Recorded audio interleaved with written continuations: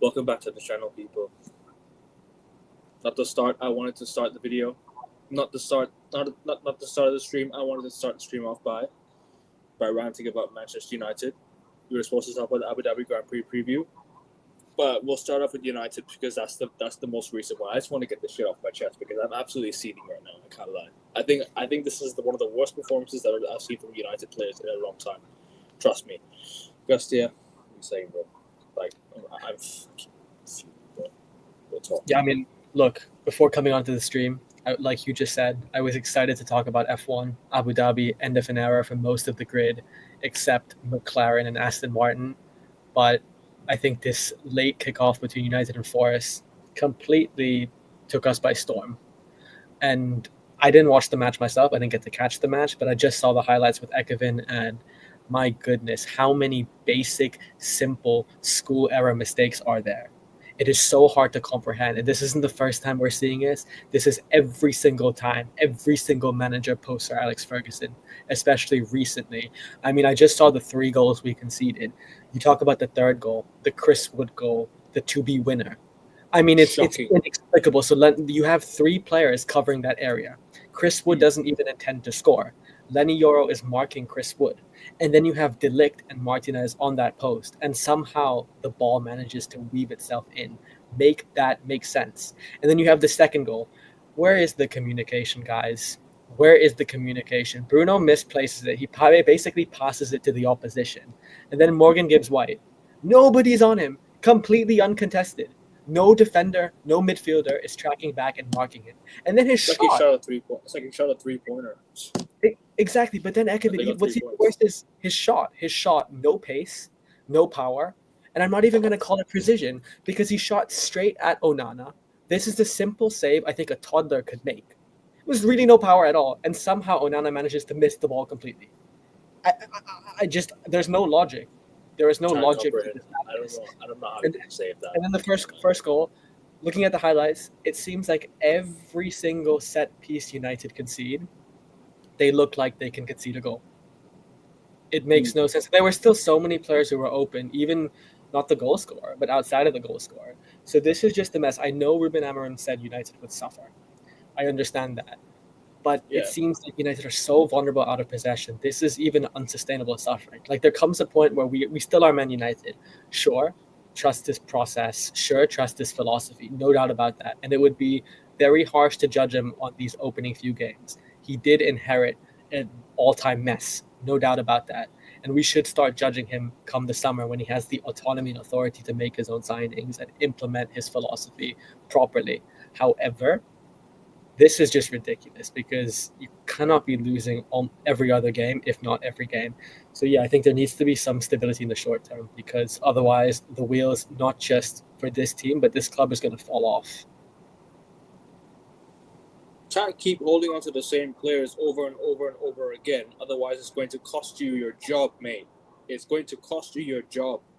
I'm praying. I'm only praying the transfer window comes thick and fast because I'm literally like, how many more times are we going to see us play the same players over and over and over again?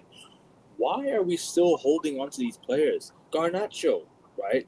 I've only just started having it. I'm so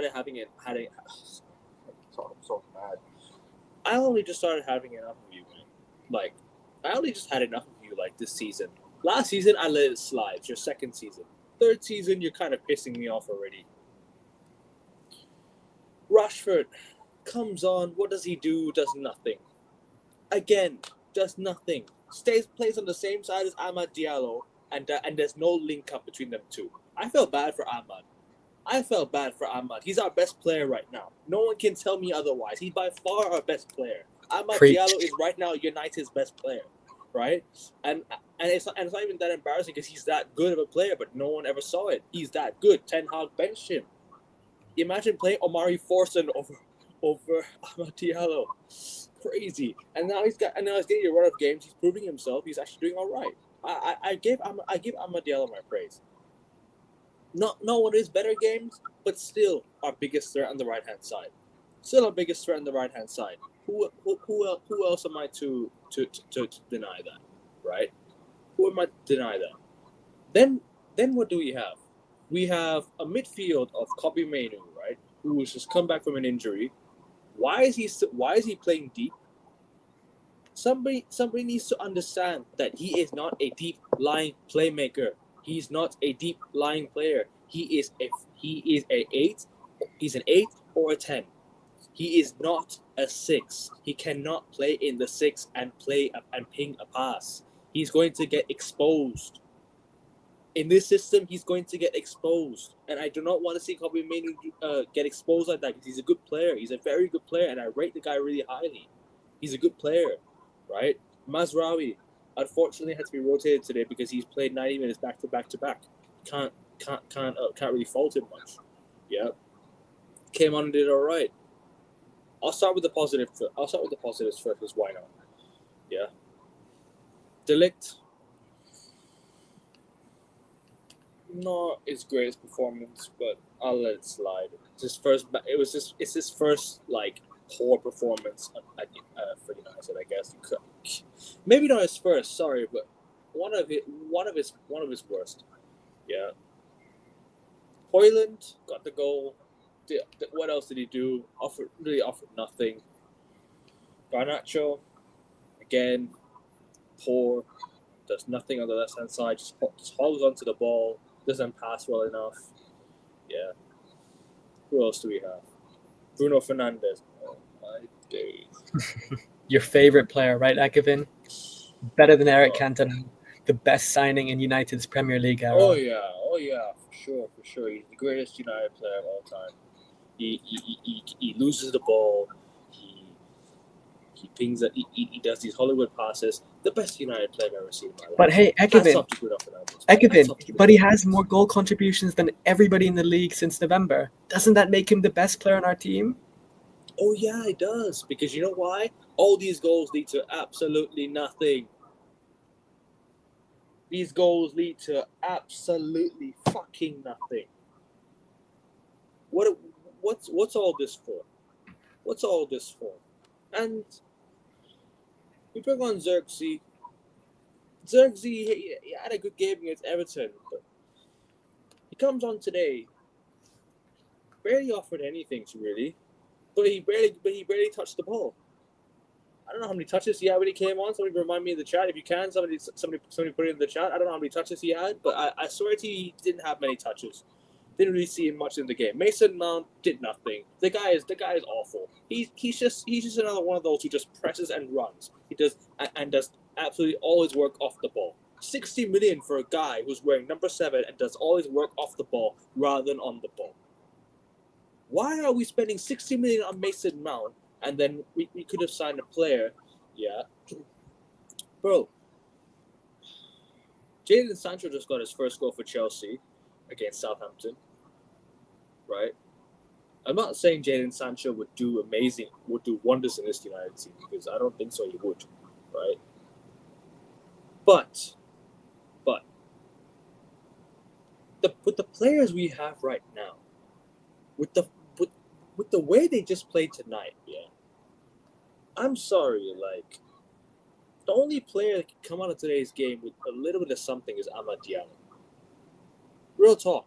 Diogo Dalot on that left-hand side, man. I'm sorry. Like, if anyone watches Diogo Dalot, actually rates the guy, I feel for you. I really feel for you, because what you just watched today was something I've been saying he's been for a long time. The guy just gets exposed when he plays high up. He can't track his runner. The only thing he does is he can't even get past. His best ability is to get past player. Didn't even do that today. He could ping a good cross in. He doesn't get past his player. And then what happens? Doesn't track his runner at the left-hand side. Concede the third goal. Chris Wood boss 3-1. Game's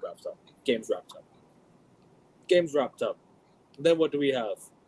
We scored a consolation goal. All SC United players are high-fiving each other, getting and like, you know, come on. Come on, man. Real talk. Like, what's all this, man? What's all this? What is all this? What's this mentality at United, man? What's this mentality, bro? We scored, we're celebrating. What are we doing? Celebrating when we're 3-2 down. I'm seeing players high-fiving each other. Get back to the fucking halfway line, for God's sake. Get back to the halfway line and stop fucking celebrating. Nah, it's embarrassing, man. It's really embarrassing. But the players are so the mentality is not there, man. Mm-hmm. And the manager, I can't even fault him much, because the thing is, yeah, I don't agree with the team he put out today, but I'm sorry, yeah. They need to be held accountable for tonight. A full rotation needs to be on for next week. Full rotation needs to be on against Victoria Plaza. We need to rotate the team completely. Change it up completely. I reckon we'll beat Victoria Plaza, no problem. But it's just whether we can, change it up when we need to. Because, bro, all I'm seeing is these players are getting away with so much, and it's just got to the point where I'm like, yeah, these players are only going to sack the next manager again. The only thing I've ever felt bad for Ten Hag was when the players never give a fuck. That's the only thing I felt bad about. That's the only thing I felt bad about for Ten Hag. But Ten Hag also let everything slide. That's why he got himself sacked. But the players don't even give a fuck. They don't even try. The what I saw today, yeah, these players were scared in the second. They were scared. They looked nervous in that second half. Like it's Nottingham Forest in your own fucking gaff. Bro, Nottingham Forest at Old Trafford. This is the first time Nottingham Forest have won at Old Trafford, I think, since 1980 something. Actually, let me have a look right now. Hold on, let me bring it up. Manchester United versus Nottingham Forest 11v11. Big up the 11v11 website, because they actually give me good results. Yeah, they actually give me results that I can actually have a look at. Let's see here. What was the last time United lost at Old Trafford to Nottingham Forest? Whatever it is, Ekvin, the fact is 1994. 1994 was the last time United had lost at Old Trafford in the Premier League to Nottingham Forest. You weren't even born then, Ekvin. I know. So, it's the first time I saw us lost to Nottingham Forest at Old Trafford. Yeah. It's the first time most of these players have been alive to see United lose to Forest at Old Trafford. I just echo everything you say. I think, look, when it comes to Ruben Amorim and Erik ten Hag, I don't really have much sympathy for them on a professional level. I try to separate personal and professional. Obviously, as a human, it's a tragedy to see someone lose their job in any profession, no doubt about that. That includes Erik ten Hag, Ole Gunnar Solskjaer. But in this instance, I thought when Ruben Amorim came in, one of the biggest differences that between him and every manager, this includes Ten Hag, this includes Jose, this even includes Van Gaal and Moyes, I thought Ruben Amorim's man management was the most tailored towards this squad. Because he has the charisma, he has the confidence, and it seems like from the outside and all the insider reports we get, he can take command of a pretty downbeat and low situation. So that maybe Ruben Amorim, yes, he said will suffer temporarily, but maybe he'd be able to stabilize the ship. But at the moment, we just seem like there's a big crack and leak, not just in the squad, not just on the pitch, but by every metric. And it's going to be a lot longer to cover the cracks. So we will see, like you said, Akavin, it's hard to examine Amorim today because he inherited such a big mess. But yeah, at some point here, Amorim will have to compensate. Yes, I want to implement my ideology quicker, but simultaneously, I can't lose every game till the end of the season, because if I do that, I'm not going to get a chance next season.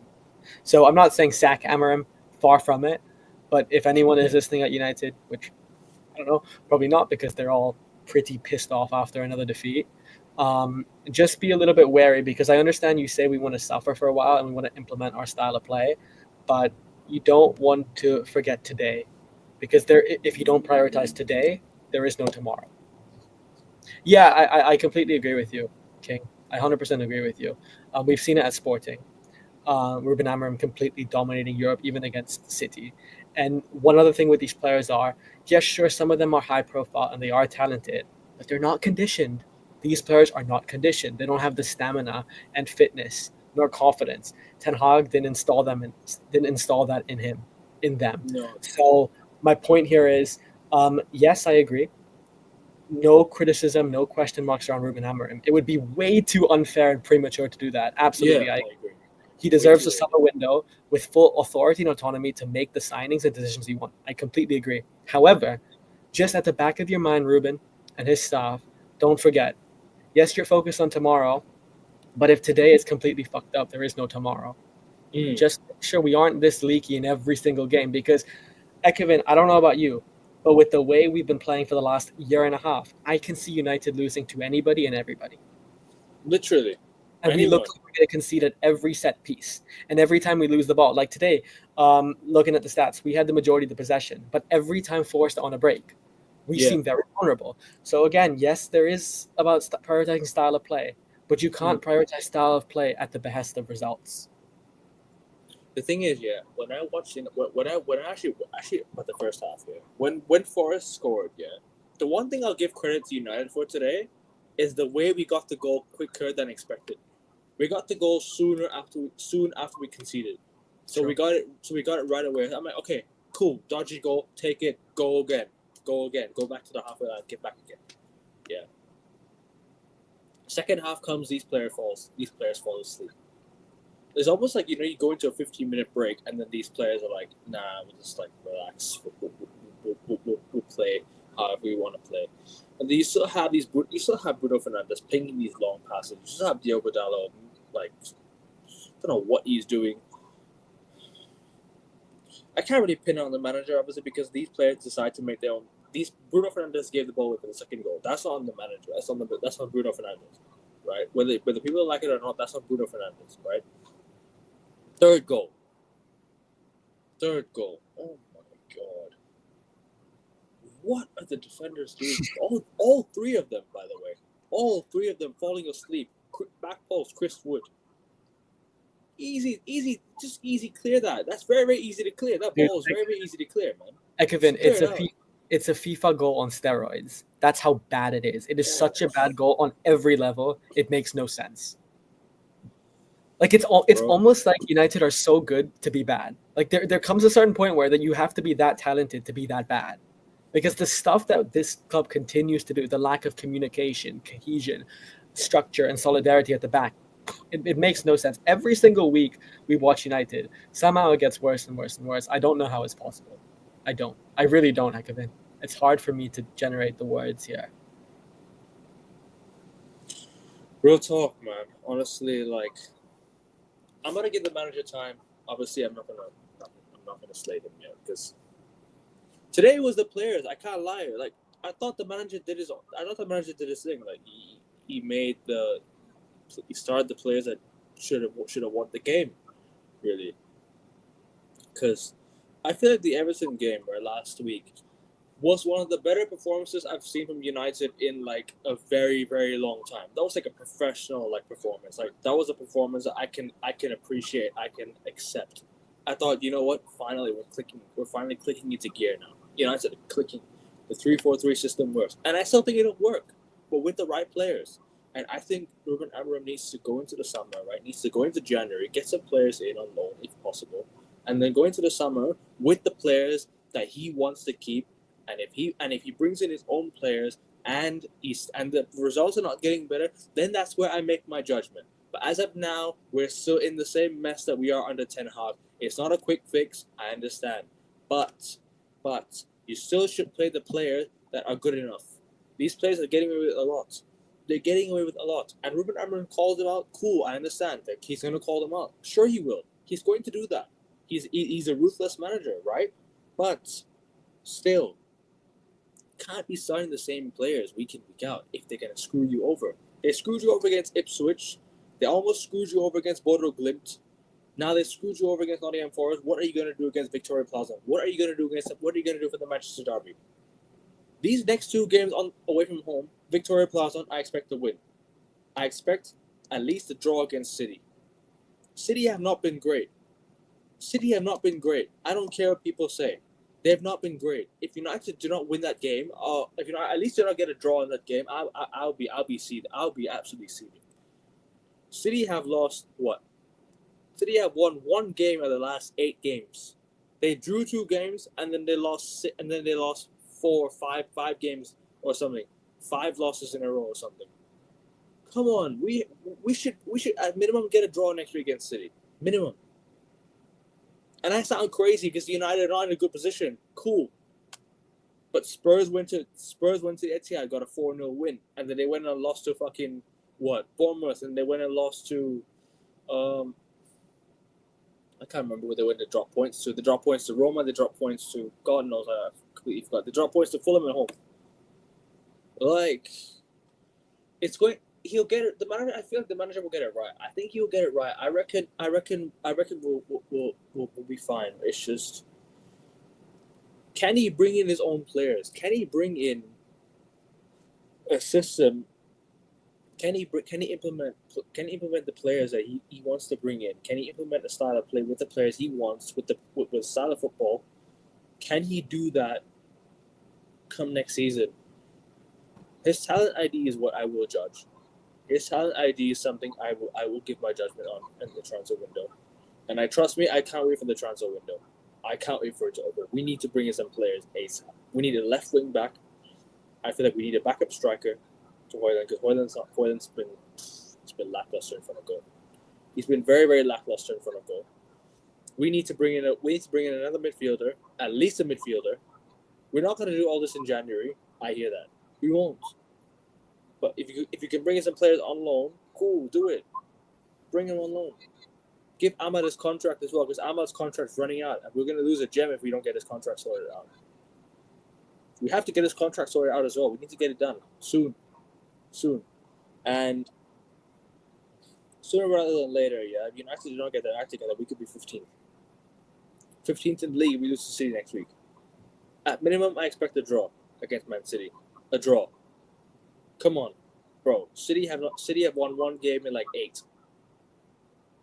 They've won one game in 8. We need to at least minimum get a draw next week at the Etihad. Come on. Look, let me just say this. United are 10 points off the drop zone. United are 15 points behind Liverpool, who are first. No matter what the situation... And they didn't even play today. The game got postponed. True. So no matter what the situation is, no matter what the circumstances are, no matter who the manager is, no matter how many injuries, illnesses, unavailable players we have, there should be a rule of thumb at this club. If the club is ever... We're talking about the biggest, the best club in English football history. The one with the most league titles ever, 20 league titles. The one that generates more revenue than any other club. The one that invests more revenue than any other club. If we ever are closer to the drop zone than the top, that is a time where we are critical. That's a sackable offense. Sackable offense, 1, I absolutely agree with you. But 2, that's a time where, forget what the situation is, the club needs to have complete and full surgery. Because then the whole thing is wrong. It's not just the manager. Again, you're not going to be that low just because of the manager. It's also the squad. It's a codependent relationship in a way. Sure, the manager instills the philosophy and the mentality, but if you have a team of superstars, like a Real Madrid, for example, Real Madrid can have the worst manager in the world. City can have the worst manager in the world. But I guarantee you, with those players, they will not ever be closer to the drop zone than the top zone. So if we are ever closer to the drop zone than the top zone, I agree with Ekevin, a rule of thumb, you have to be ruthless, Ineos. Like you did this summer, you cannot wait to sack Erik ten Hag just because a certain group of fans want to keep him. Sentiment does not ever beat sense. This is not about love. Should have sacked him a long time ago, man. Should have sacked him a long time ago. Given Abraham a transfer window, bro. Giving Abraham a transfer window, giving him a transfer window and backed him with the players he can implement with his own style of play pre-season. We don't have winter break. So if we have winter break, I'm praying on winter break, because United need to go on like a warm weather training camp or something in like Dubai or something, like what Arsenal did last season or something like that. I want us to go on a warm weather training in Dubai. So go and fix your go and train. Go get your system right out in the warm weather and come back with some identity. I mean, look, and attack. Come back and attack the transfer window. We need to get the transfers done in January. Some of these transfers need to be at least loan signings or at least a couple of free transfers. Whatever it is, get some players in January, because we do not have the quality off the bench. We have Casemiro off the bench. The guy didn't play today. He didn't play. He should have played. In my opinion, he should have played. We should have given him some minutes. Go on, bro. No, I completely agree. You mentioned training camp. Looking at the basic comedic errors our defense and our whole team, in fact, continue to make. Forget Dubai training camp. Go to the nearest preschool. Look at how the kids play, because they don't even make the errors you make. So nail your basics. Remember your pro footballers. And then from there, just work your magic. That's obviously a joke. Don't go to a preschool camp. But my point here is, no communication, no cohesion, no competence, and nothing about this current situation makes me optimistic at all. Yeah. We basically, if we could, hit a simulation button, go to sleep tonight, wake up in the summer. That's where shit gets real. But my biggest fear is we might not even get to the summer in a worse position, just because at the rate we're losing games, it's Man United at the end of the day. I'm not saying Amarim will get sacked, but I'm just saying be careful, Bro. because we could very quickly be out of all cup competitions, and we could very quickly have a season where we finish Spurs away in the Carabao Cup in the quarterfinals, Arsenal away in the FA Cup third round. I reckon we're done in those competitions either way. 100%. The only hope we've got now is the Europa League, and I think we can win that. I think we can win the Europa League. We should at least try. Like, come on, we throw all our chances to the Europa League. That's what we got to do now. Throw all our chances to the Europa League, and then see Premier League. I don't see us even getting near top 4, top 6, whatever it is. Forget that. Scrap shit. Scrap that shit. We ain't getting top 6 or top 1, top 8. Bro, we might not even finish top 10 where we're going. Absolutely we might not even finish in the top 10. And that's how bad it is. That's a testament to how bad we've been this season, yeah. And the Europa League is something that I've said we need to focus on at the start of the season, because Premier League is a write-off, yeah. Community Shield, it sounds crazy, but we should have won the Community Shield. Yeah. I love the Community Shield. I don't know why. It's always like, a game to kickstart the season. I always love the Community Shield. We should have won that, but whatever. It's what it is. Another day out at Wembley. There's one point I'm gonna make, but you continue what you're saying first, and I'll make this point, and then I'll.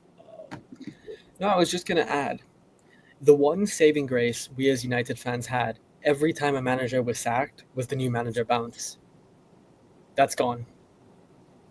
Erik ten Hag, you can say he had a new manager bounce. Sure, the first 2 games against Brighton and Brentford were a disaster. I think the new manager bounce lasted for 1 game, and that was gone. Everton game, pretty much. And that wasn't even Ruben Amorim. It was. Which Everton 4-0 Ruben Amorim last Sunday. Sorry, Yeah. Yes, you're right. I completely forgot about that game. I was thinking of the Ipswich game. That's what I was thinking of. And usually, like, look at Ollie. Ollie had the new manager bounce against Cardiff, right? That 5-1 hammering. That was after the constant. We went on an 11-game unbeaten run, bro. And look at Erik ten Hag, after Arsenal out of the cup as well. True that. And look at Erik ten Hag after those first 2 defeats. Was it Chelsea? 5? Chelsea as well. 5 or 6 games, 5 or 6 wins in a row. We beat Arsenal as well in 22-23. Beat Arsenal, Chelsea, Spurs in that run. Exactly. So every manager seems to have a new manager bounce, because usually these players are amped up. They have to prove that they're not the problem. But the biggest concern about this situation is there's no inside secret anymore. It's just as simple as this. If there's a criminal, right, a mass robber, and once you know what their identity is, they have nothing to hide anymore. These are basically the Man United players to an extent. We know they're the culprits. Even if they do have this short-term bounce, everybody doesn't trust them anymore. So where's the motivation? Where are the standards? Where is the seriousness of the situation? That's the strategy. So all I wanted to add is new manager bounce, that seems to not exist anymore. And really, the optimism that we are clinging on to is based on the fact that Ineos will give Amorim the ability to do what he wants. But that's such a big if, because every single time a Man United manager has been backed post Sir Alex, either their signings like Erik ten Hag have been a bucket full of shit, or that's been compromised by a higher power wanting to make their own signings. At this rate, bro, the people we need to blame are the other people upstairs for putting us in the mess, rather than the players and the manager. We can blame the players and the manager for putting in a shy performance or whatever like that, But the mess that we're in today is because of the people upstairs. Let's just say it as it is. Oh, 100%. Yeah, continue what you're saying. Sorry. No, I agree. I mean, this mess started in 2003 when the Glazers started acquiring shares of United. And ever since, again, they bought the club. They've been taking out dividends. They bought it on debt. It's been a mess since then. And since David Gill and Sir Alex Ferguson left in 2013, it was even harsh on David Gill and Sir Alex Ferguson because there was no structure at United. It was just trust these two remarkable figures, brilliant minds, trust them to do their shit and pray. That's it. And Sir Alex and David Gill, a winning formula for sure. But after they left, there was no structure. So, of course, David Moyes was destined to fail. And then Louis van Gaal came in. You didn't back him. Of course, he would lose. And then Jose Mourinho came in. You didn't back him even more. So it's just, again, what United need to do now is completely back Ruben Amorim. I hope when you signed him, you had a clear, aligned vision. I hope there really is no conflict of interest in the transfer window between the people that are running the show and Ruben Amorim. I hope you both agree with the signings and give Ruben Amorim the proper backing and the proper investment. Otherwise, there is nothing to be optimistic about. Especially that one guy in mind. We all know who we're talking about here. That one player in mind that everyone wants. Your favorite player in the world, Kevin? Victor Gyökeres. No, but so that's it. I would say that's that. And if Ruben Amorim does not get backed and invested, I seriously wonder what's next for this football club. I fear for its future. Yes, it has a lot of money, and cash is king, absolutely. But no. But if you don't know how to utilize your cash is not king; it's kryptonite. And one last point I want to make, before I bring King into this, Rest in peace, Kathy Phipps. Rest in peace to an absolute icon at Manchester United Football Club. Someone who's been through all the years of United success. Sir Matt Busby, Sir Bobby Charlton. She's been the receptionist since 1968, right? And the players had the sheer audacity to carry a banner saying "Rest in peace, Kathy Phipps." Thank you for everything. And put in a performance like that tonight. All of you can hang your head in shame and be ashamed of yourselves. All of you can be ashamed of yourself tonight. I don't care who you are. You can be my favorite player in this team. You can all be ashamed of yourself tonight. Absolutely embarrassing from the whole lot of this team. The whole team tonight. Absolute shocking performance. I can't believe I'm sitting here in game 5 or game 6, for Ruben Amorim already talking about the players. But surprise, surprise, what do I know? I've been calling it out for a long time. I've been saying these players are not good enough. I've been saying it. I'm not going to blame the manager because he has to deal with this crap first. When he gets to the transfer window and then he brings his own players in and then the football changes. Oh, I see something. Then I'll make my comments. I'll make my judgment. January is something where we need to invest in. We need to invest in January. Do something in January. Bring in some free agent players or whatever it is. Get some pre-contracts done. Get some big name signings through the door. I don't care if you can or cannot try. Right? Get some players in. Get some loan signings in. We need some players in by January. We need a left back. We need a striker. We need something like that. Someone that can help us with this team. Because I'm sick to death. Of the same starting line every single week. Yes, we're rotating a few games. Cool. But there's only a few players I keep from this team. I only keep a very, very few players. Very, very small minority I keep from this team. I'm keeping this team. But any last thoughts on United? Anything? Yeah, I just want to say, on behalf of AN Sports, our thoughts and prayers go out to Kath Phillips, her family, and her loved ones. Energy is contagious. And even if you didn't meet her personally, even if you didn't know her personally, everybody who talks about her, everybody who's met her, everybody who's been introduced to her at the club says she is the best. She is the best thing there. She epitomizes and embodies everything about Man United. To me, she is Miss Man United. Her smile, her presence, her aura, her warmth, her inclusion, her intelligence, everything about her, everything we know about her from the outside and the inside, she truly is the epitome of Manchester United. And she's a legend. So we're all going to miss her. King, so sorry to keep you waiting backstage, bro. I want to get opposition thoughts on United. First off, how are you? How's everything been? You can start the show with your comments on United and just give yourself an outsider looking into Manchester. No problem. I actually watched the game today. It was actually a good game. First of all, I'm in a good mood. I'm doing well. Obviously, you're both United fans, I'm guessing.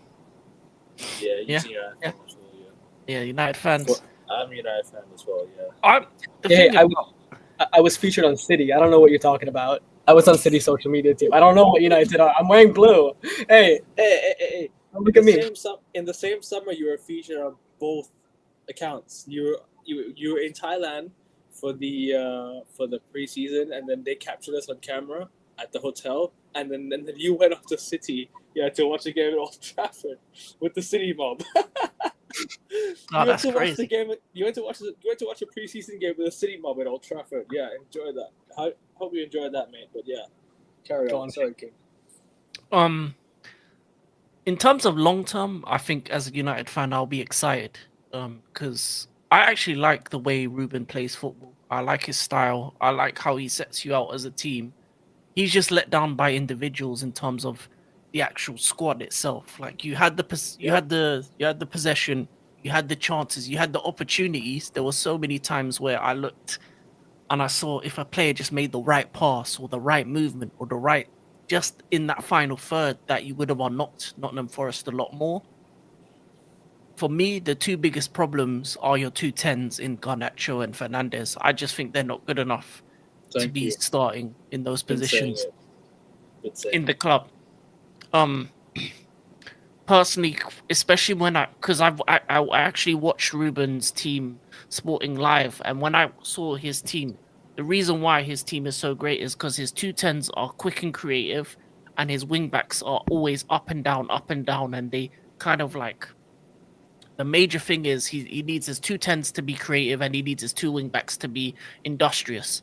And the thing about it is Dalot doesn't work on the left because he's not natural sided, so you need a left wing back. That's the first thing you need to sign in January. Talo ain't good enough anyways, bro. No matter where you play. No, as a right wing back, I think he can work him and Mazarawi as the two options on that side. Mazraoui's the better player. Yeah, but as a backup, Delo can work. That's what you need. You need two in every position. But your left wing back side, you don't really have anyone at the moment. And the two tens for me, need to be improved on and changed. And I think a lot of your attack needs to be gutted out. I wouldn't keep any of them except for maybe Xerxes and Ahmad.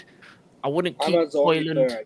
Ahmad's the only player I'd keep in this attack, bro. He's really good. I really admire what he does. I do like Xerxes. I think if you put the right players around him, he can work.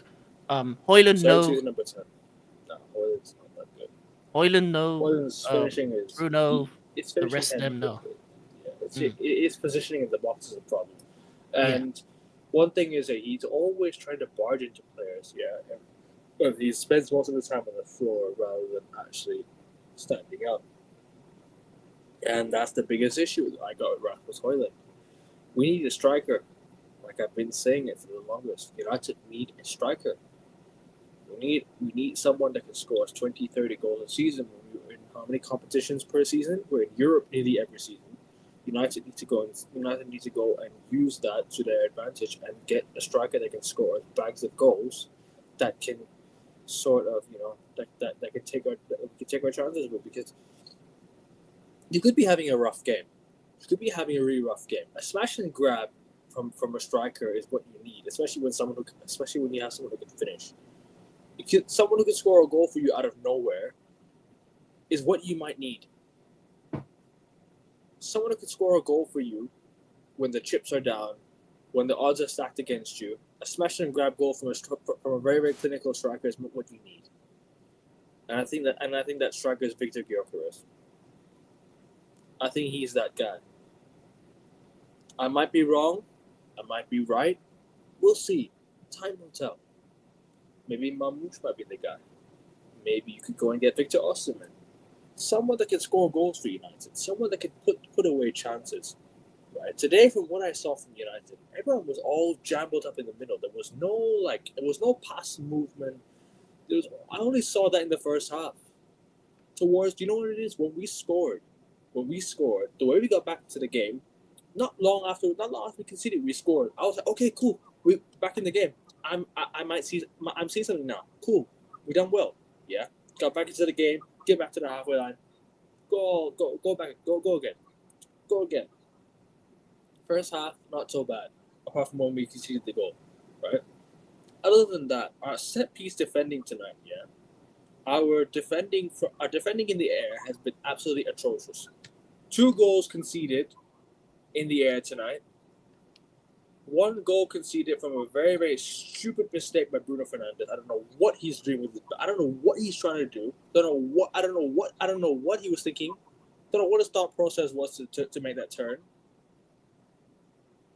I'm sorry, man. These are rookie mistakes that our most experienced players in the squad are making. These are errors that our most experienced players in the squad are making, and we're accepting it. And most of these people are accepting it, man. It's embarrassing. It's really embarrassing. Yeah. Sorry to interrupt you. Let's just continue. Just really pissed off. No, I agree with what you're saying, especially when you talk about aerially. I think another big issue that I found with your team tonight was your set pieces on both sides. So defensively, you didn't look like you knew what you were doing. The zonal marking made you look susceptible to everything Nottingham Forest did, and going forward, especially when it comes to your corners, every time Bruno, Mount, or whoever took the corner, you never really beat the first man. So I think the other issue that I have is that with the corners is that you never really beat the first man in terms of like beating the first man and trying to actually make chances within their opposition box in corners. A lot of the corners you wasted because Bruno was just kicking it to the first man or making the mistake, especially and also in free kicks as well. Both sides of the ball, free kicks were terrible, and I think the biggest thing for United going forward is they need to improve the 10s. They do need a number 9. They need to look at left wing backs, and they need to look at a set piece coach to work on both sides of the defensive and offensive side of set pieces. Because one thing, sorry, before you hold that thought for now.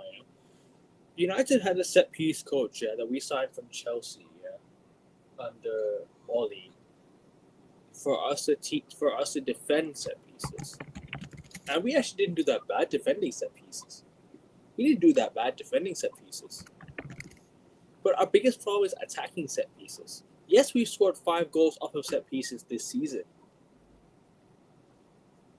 But how many set pieces did we have tonight? We didn't have many set pieces tonight, did we? So we had many tonight, didn't we? And we didn't poise a single threat. Go on, King. Yeah, I think tonight you had 5 corners. That's the funny thing. You had 5 corners to their 3, and each one of their corners and free kicks seemed like they were going to hurt you, and it was on the opposite end when you had corners or free kicks. It seemed like you were always just wasting them or not doing the right thing or not putting in the right ball. So I think in terms of the long run, I think I like what United are going to do. I think they've got a bright future if they stick with Ruben. But yeah, no, I agree in terms of the players. I'd say all the newer signings, so your Delits, your Mazraouis, your those kind of players, I think have been good signings. But I think the biggest issues are your signings from the past. So your Brunos, your Rashfords, your Harry Maguires, still having Johnny Evans on the books.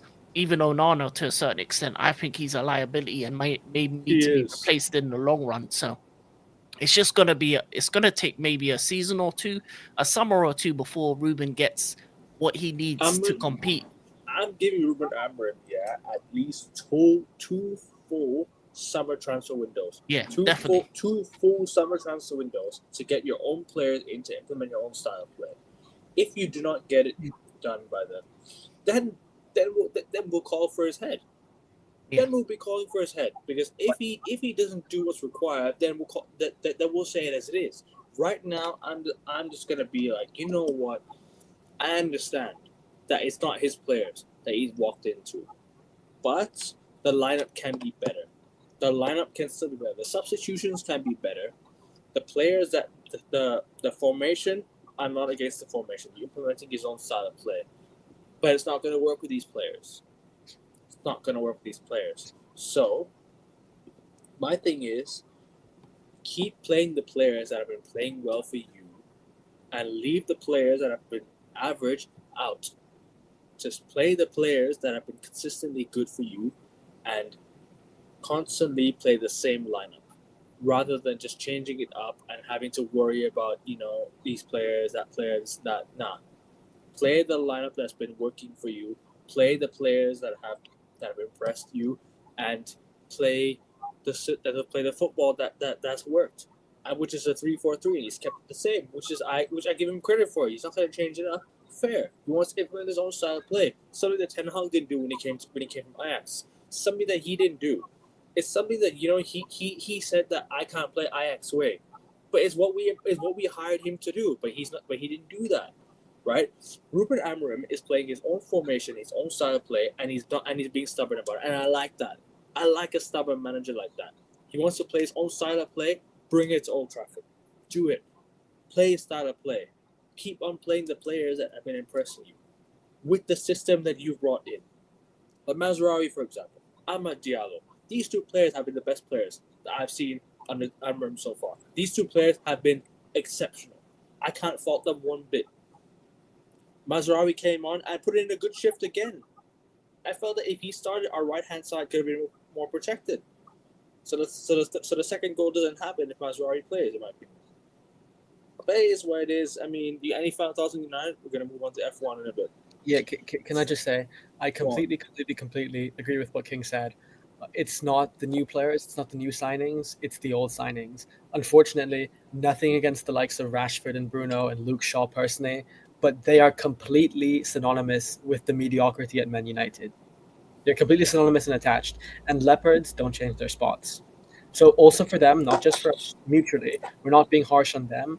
Those players, particularly Marcus Rashford, would probably benefit from a change of scenic. So I think, you have to get rid of them. And one more thing, I understand, Ekevin, you just made the case that Ruben Amorim deserves to be fully backed, and he should be backed for at least 2 summers. It would be too premature and harsh to think otherwise. And I agree with you for the most part, but if I was Ruben Amorim, and if I was in charge, I would just make the point that don't ever be comfortable in that seat. Don't ever think it's yours permanently. We have to look at what Man United want to aspire to be. If Man United want to be the best club in the world again, like a Real Madrid, for example, or a Barcelona, you can never make that seat comfortable. No matter what you did yesterday, you still have to prove yourself today and tomorrow. So if you're Ruben Amorim, I absolutely agree. Stick with your ways. Stick with your style of play. You're the gaffer. You sort the team out completely. They're completely under your guise and your control. But you cannot compensate results completely to prioritize style of play. We still have to get to the summer, so I'm going to keep emphasizing this here. Yes, I agree. No problem whatsoever. 1 or 2 summer windows to be completely backed. Create your own team. Football Manager-esque. FIFA style. No problem, pal. You do what you got to do. However, just remember, if we continue to lose 4, 5, 6 winless, questions are going to be asked, even though this is the squad that you've inherited. So just remember, do not compensate style of play for results completely. You still have to get to those places. And don't ever think this seat is completely yours, because that creates complacency. And the last thing we want is a United manager to be complacent, although I don't think Ruben Amorim has the personality to be complacent, because he seems like a guy who constantly, accepts accountability and dashes out responsibility. But we mustn't, as fans and also as the hierarchy, we mustn't make Ruben Amorim and his staff, also the players, make it like their places are permanently secure for the foreseeable future. No, you are constantly under evaluation and examination. That's how it should be at Man United, because that's how it is at Real Madrid. Simple as that. We follow the best because we aspire to be the best. So I don't know what you make of that, King or Ekevin. Continue what you were saying earlier, bro. Sorry, I interrupted you again, man. That's all good. I actually agree with Gusty in terms of having that standard. I think with Ineos, I think they're gonna bring that standard. That for me, the Glazers never really cared about United ever since they've been in charge. They've never really they don't put money in. They just leave. We've only got one side. We've only got one person to blame for the Glazers being here, and I do not want to mention his name because it's going to cause outrage. But go on. Fair enough. But with Ineos, I think I like what they're doing. I like the fact that the only thing I would say is that they should have brought in Ruben Almiron in the summer. That's the only mistake they probably made, because Facts. with a summer he can actually have time to implement his process, his system, bring in the players that he needs to bring in. And I think with some of the players in Sporting, he can bring them along. There's a young wing back that seems to be highly touted that United are looking at. Obviously, you have Gyökeres and stuff like that. So I think next summer, I think United will be a team on the come up because they'll be able to attract the quality of players that wants to work under Ruben Amorim. And I think that's what you need. You need people to believe in the manager. And I think there's a lot of players out there that believes in his system, in his style of player, and believes that they can work. The fact that you're getting linked with the likes of Alfonso Davies, Gyökeres, players of that ilk, shows that you're looking at higher tax brackets in terms of players. Yeah. And I think the changes will come within the next 2 seasons. Because if you look at my team situation, Chelsea, our team 2 seasons ago compared to where it's now is completely different. For example, our midfield was aging. We had Jorginho, Kante, Kovacic. Our attack was Werner, Mount, and Havertz. Our defense, Rudiger and Christensen are in Spain. Like even the mistakes we've made in the past, like Koulibaly and stuff, we've moved them on. So there's a kind of process where, as a team, even if you make mistakes with transfer signings, be willing to let them go the next season if they're not good enough. So, for example, Hoyland or Xerxes, if they don't work out, move them on next summer, because all they're going to do is drop in value and value and value. Get rid of them while their value is still a little bit hot. So I think if Ineos make the right decisions when it comes to selling and buying players, I think United can be one of the teams up there in the future. Because you look at City, they're on the way down. Arsenal aren't doing anything. Liverpool have only a limited time left until their bigger players move on. So I think there's time to strike while the iron's hot. I wouldn't say it's on the way down. I wouldn't say Arsenal doing nothing. I think Arsenal will do something. I think Arsenal will still be a threat next season. I think Arsenal will be one of the best teams in the league next season, if you ask me, because it depends what Liverpool do with their contract situation. It depends on what Liverpool. It depends what Man City do next season with how they can bring Rodri back into the squad fully healthy. They can see what situation with Kevin De Bruyne. See how situation with other players. See what City do in the summer. Mm-hmm. Liverpool, Chelsea, they will be there. Arsenal, I think, will be there as well. So it's in between Chelsea and Arsenal for me. I think are there. United, I'm still going to be like, you know what. The thing is with United, though, actually, what you make the point about us being linked to Davies, Gyökeres, and the elk, right?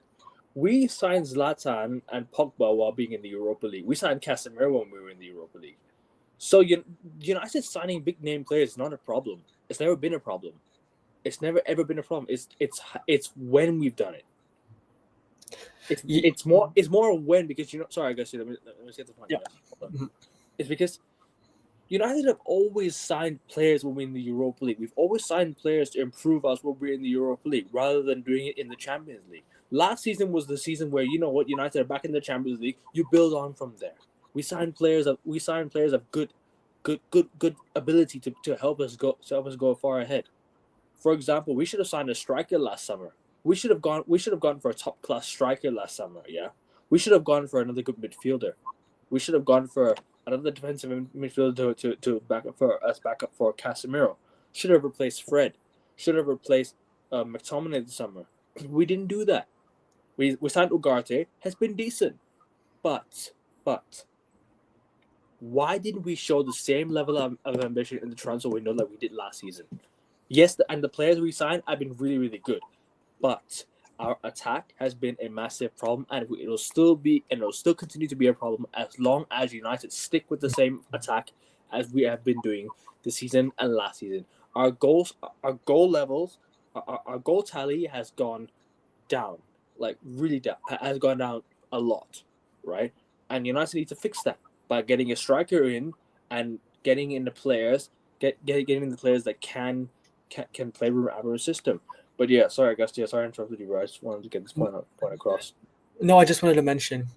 You said something about United signing better players when they're in the Europa League, and that's obviously correct. Under the Glazers, that's been the trend. You mentioned the likes of Zlatan, Pogba, which is absolutely correct.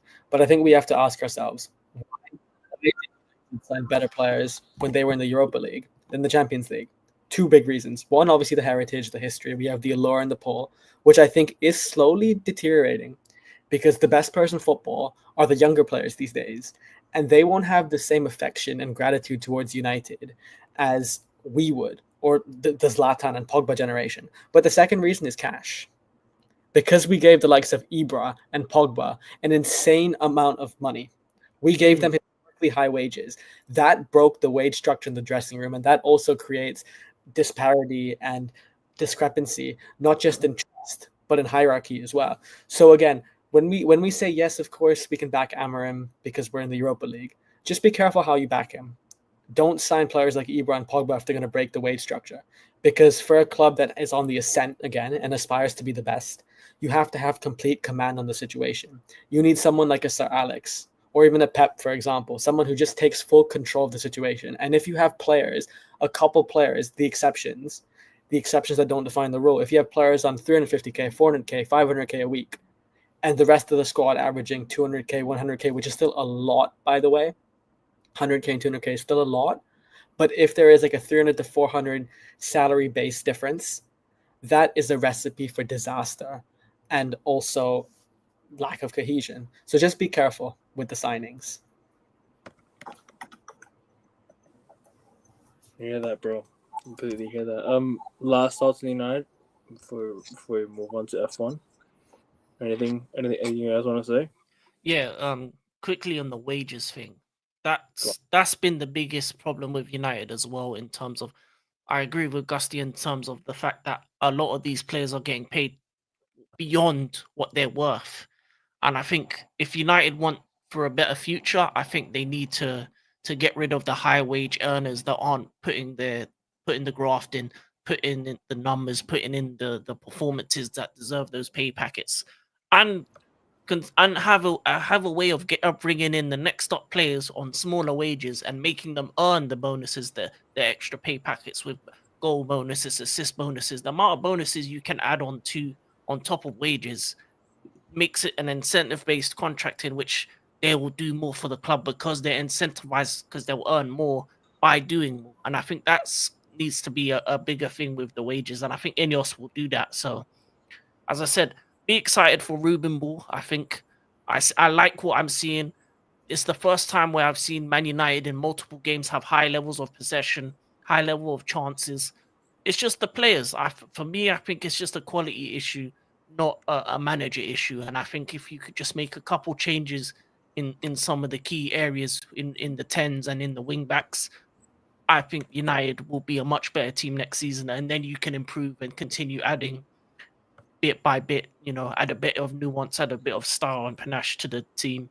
And I think in a couple seasons, United can definitely be up there and be a team going for the title. And it only takes a couple summers because with the money United have, they have the opportunity to get rid of a bunch of players for cut price deals. For me, I think Ineos has to look at it as these players on our players. So whatever price we can get for them, let them go. Don't be stingy and asking, waiting for this amount of P for these players, because especially with the wages, teams can't afford their wages. So, fire sell for some of these players and then bring in quality talents, and United can attract these names. And if United want to keep their name, they need to be successful again, because it's been too long. And it's been too long since a major. Yeah, the thing is also, the thing is now with the Premier League, and I'll just get this point across, and then we're gonna move on to F1 straight away, the financial fair play rule has really, really been like a pain in the bum. It's really been a massive pain in the bum because because now clubs are being forced to sell before they can buy, which I find that rule completely stupid. I find that rule completely absurd because clubs were able to spend the amount of revenue they generated, right? The amount of revenue they generated for that it would have been their transfer budget for the following season. Would have been their transfer budget for the following, for the upcoming transfer windows. And guess what? We don't spend. We don't spend it correctly. The Glazers will just take a couple of dividends out of the club, and then they'll just go and throw it at their Tampa Bay Buccaneers or whatever or the side businesses they've got. They don't care about United. The amount of money we generate is enough to sign a world class. It's a world class beater. It's enough to sign. It's enough to sign a player like Jamal Musiala. With the money we make, we could easily sign the player of that ilk. The amount of money we have, United don't spend it. They don't want to spend it on a player. They're now scared to go and spend the money on a big name player. They're now scared to go and spend money on players that don't suit the agenda of what the fans want. The fans want a young, promising player that can be good in 2-3 years' time rather than be good right now. Rather than be good now, they want a player that can come in and be good in 2-3 years' time. Say Rasmus Højlund, for example. He comes in, he's not great now, but in 2-3 years' time, he could be amazing. We don't need that type of player. We need a player that can be good now, that can help us transform the football club now. Why wait 2-3 years when we're so far behind the rest? Why? Why wait 2-3 years? Arsenal got Martin Odegaard. He was a good player. They got players like Saliba who came up from the squad. They didn't sign him, but he came up to the ranks and he was on loan. He was on loan, right? He was on loan. He came back from a couple of loan spells, and guess what? He's one of the best centre backs in the Premier League. Yeah, can I just add? You mentioned about capital, cash, and Glazers investing, treating this as a cash cow. I'll make it quick. I'm going to say something that, again, they're not going to broadcast on the networks because they can't. But if you're a football fan watching Man United and you have no financial monetary investment in them, King made a very good point here about optimism. Ekvin and I have been pretty downbeat, and it is also raw reaction. So when you're reacting to something raw, you're acting on impulse, not necessary rationality. But if you're a United fan and you have no money involved, you're just watching this as a fan, sitting at home with a beer or whatever, just enjoying United, be optimistic. Because bottom line is, this is your football club. You're trying to have fun. This should not ruin your health. This should not ruin your mental health. So bottom line is, if you have no money involved, as a fan, just remember, you're a fan. Don't worry about it. Don't sweat it. Enjoy the highs, enjoy the lows. Just be there for your team and then enjoy the process. Yeah, it is what it is. But yeah, King, you're done with United, yeah? Obviously, we got F1 to talk about now. People, there's over 26 of you watching. The goal for me is to get to 100 subs for 2024, and so if you could do that, please make sure you like, share, and subscribe, because I need to reach my goal. I'm currently at 92 subs. All I need is just 8 subs. There's 26 of you watching. You can easily click the link and go and subscribe, and show some love to the panelists as well. Make sure you keep the chat respectful. Make sure you keep it, you share your thoughts. We can discuss along the way, and yeah, that's the United segment done. Had to get that shit off our chest because I'm seething, and I guess I'm sure he's seething as well. F1 qualifying. Been a very, very eventful F1 qualifying. Obviously, we found out the news that Charles Leclerc had a 10-place penalty, 10 grid penalty, which is now going to put him last because he fumbled in Q2 as well. He fumbled the Q2. His time got deleted in lap 1 or something of the. I don't remember which lap it got deleted. It was his flying lap. His flying lap in Q2. He exceeded track limits on turn 1, and it was an invalid lap. I have something to say, but McLaren got away with one as well. I think they got away with one. I think they could have also had something. I know I'm a Ferrari fan and I want Ferrari to win the title, yeah, but I might be being salty or upset, yeah. I'm not gonna get upset, yeah. I see a lot of drivers get away with it today. I saw a lot of drivers get away with the same thing that Charles Leclerc got today. The same punishment Charles Leclerc got today, I saw a lot of drivers got away with it today. I did. I saw a lot of them get away with it, but that's a topic we'll save for another time. King, I'll start with you first since you joined the stream. Just joined the stream recently, yeah. What has been obviously Charles Leclerc got the 10 grid penalty, yeah. Give your thoughts on that and give your thoughts on how the qualifying went for you because you and I have said many times Ferrari need to be perfect, and they were in free practice 1, but when it came to the qualifying, Charles Leclerc fumbled the bag, completely fumbled. Carlos Sainz did what he could, got P3, and he'll start P3 tomorrow, and McLaren's got the 1 and 2, so that pretty much wraps it up for them for me. I think that the championship is sealed. There's no point talking about the championship, but talk about Charles Leclerc's 10 grid penalty and talk about what happened in Q2.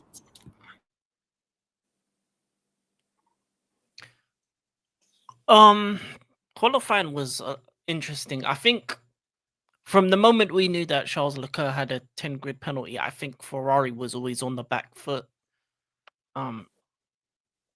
So for me, qualifying for Ferrari and specifically for Ferrari was always going to be a danger because you need to get Charles as high as possible because even if he got pole, he'd still go but down 10 places to 10th. So the fact that he didn't make it to Q3 and he started from the back, it's going to be a difficult race for him. But I think in terms of race trim and a race car, we have one of the fastest cars on the grid. So there's always hope. There's always opportunity that you never know what can happen on a race, especially when it comes to the first lap. Maybe one of the McLarens go out and then you have the opportunity to maybe get a double points finish for the win. It was always going to be an impossible task to overturn a 21-point deficit.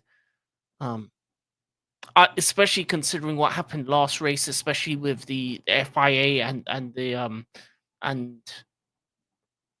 unlucky situation that happened to Sainz that cost him a couple positions and a couple points that could have been, added to today.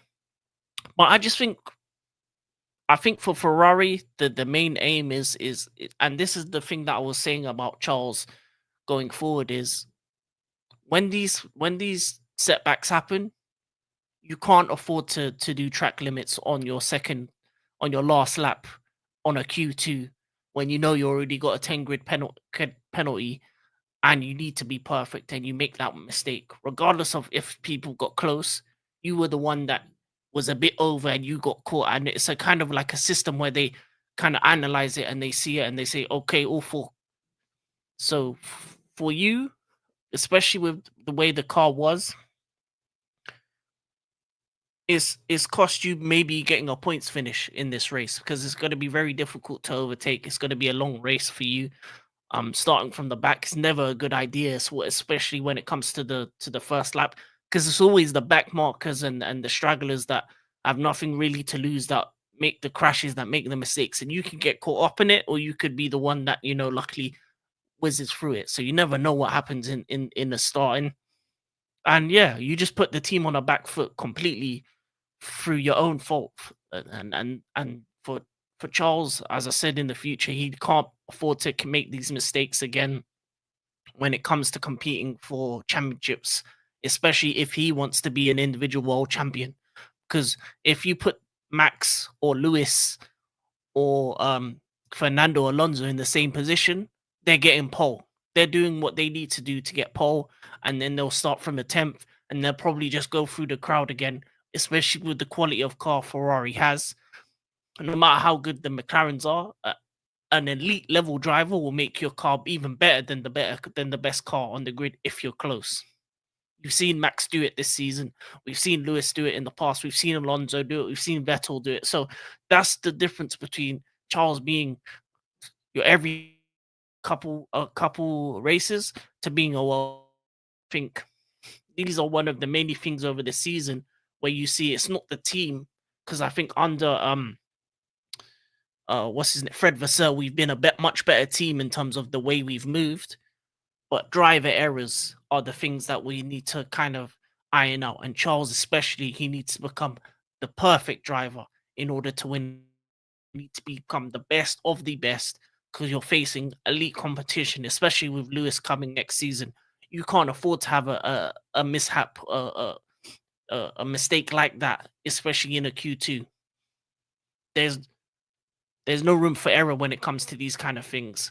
And as bad as Hamilton has looked in the Mercedes in the last couple of weeks, I think he doesn't care anymore. So I think his head is in Ferrari, and because of the way certain drivers have moved, I don't see, even though it says on the lineup that Sergio Perez is going to be in Red Bull, there's too many rumors and too much smoke and fire that looks like he's going to be gone next season as well. So Charles, even though you're Ferrari's poster boy right now, it's very easy for them to get rid of you if you could continue to make these kind of childish mistakes and errors going forward. So you need to improve on an individual level before you can blame the team and get angry.